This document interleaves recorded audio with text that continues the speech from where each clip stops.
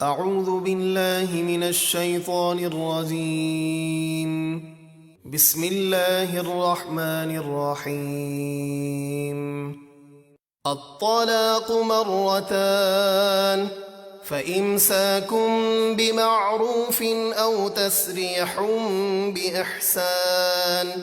ولا يحل لكم أن تأخذوا مما آتيتموهن شيئا إلا أن يخافا ألا يقيما حدود الله فإن خفتم ألا يقيما حدود الله فلا جناح عليهما فيما افتدت به تلك حدود الله فلا تعتدوها ومن يتعد حدود الله فأولئك هم الظالمون۔ یہ طلاق یعنی جس کے بعد شوہر بیوی سے رجوع کر سکتا ہے 2 بار تک ہے، پھر عدت میں بھلائی کے ساتھ روک لینا ہے یا نیکی کے ساتھ چھوڑ دینا ہے، یعنی عدت پوری کرنے کے لیے۔ اور تم نے جو مہر انہیں دیا ہے اس میں سے کچھ بھی واپس لینا تمہارے لیے جائز نہیں ہے، مگر جب دونوں کو اندیشہ ہو کہ وہ اللہ کی حدیں قائم نہ رکھ سکیں گے۔ پھر اگر اے فیصلہ کرنے والو تمہیں خوف ہو کہ وہ دونوں اللہ کی حدوں پر قائم نہ رہیں گے، یعنی حقوق ادا نہ کر سکیں گے، تو ان دونوں پر کوئی گناہ نہیں اس مال میں جو عورت نے اپنی جان چھڑانے کے بدلے میں دیا ہے۔ یہ اللہ کی حدیں ہیں، ان سے آگے نہ بڑھو، اور جو اللہ کی حدوں سے آگے بڑھے تو وہی لوگ ظالم ہیں۔ فَإِن طَلَّقَهَا فَلَا تَحِلُّ لَهُ مِن بَعْدُ حَتَّى تَنكِحَ زَوْجًا غَيْرَهُ فَإِن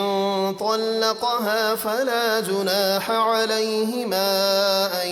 يَتَرَاجَعَا إِن ظَنَّا أَن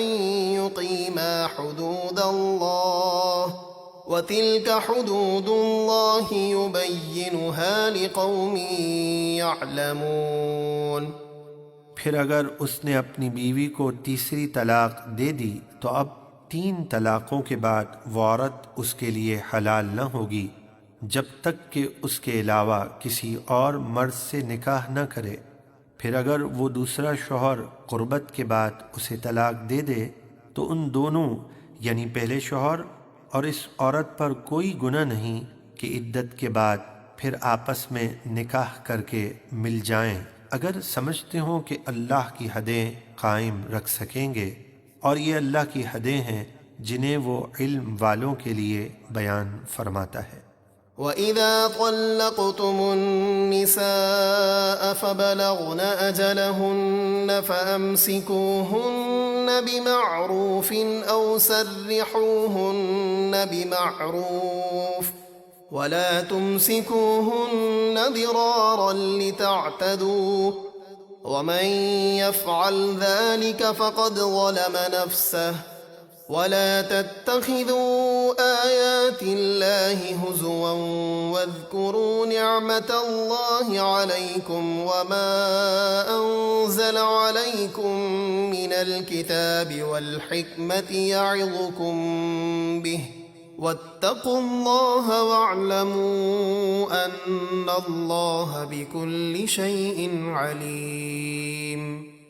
اور جب تم اپنی عورتوں کو طلاق دے دو اور وہ اپنی عدت پوری ہونے کے قریب پہنچ جائیں تو انہیں بھلائی کے ساتھ روک لو یا نیکی کے ساتھ چھوڑ دو، یعنی عدت پوری کرنے کے لیے، اور انہیں تکلیف دینے کے لیے مت روکو کہ ان پر کوئی زیادتی کرنے لگو، اور جو ایسا کرے تو بے شک اس نے اپنی جان پر ظلم کیا۔ اور تم اللہ کی آیتوں کو مذاق نہ بنا لو، یعنی بے عملی اور سستی سے بچو، اور اپنے اوپر اللہ کا احسان یاد کرو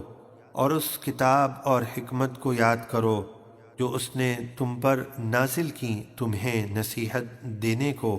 اور اللہ سے ڈرتے رہو اور یقین رکھو کہ اللہ سب کچھ جانتا ہے۔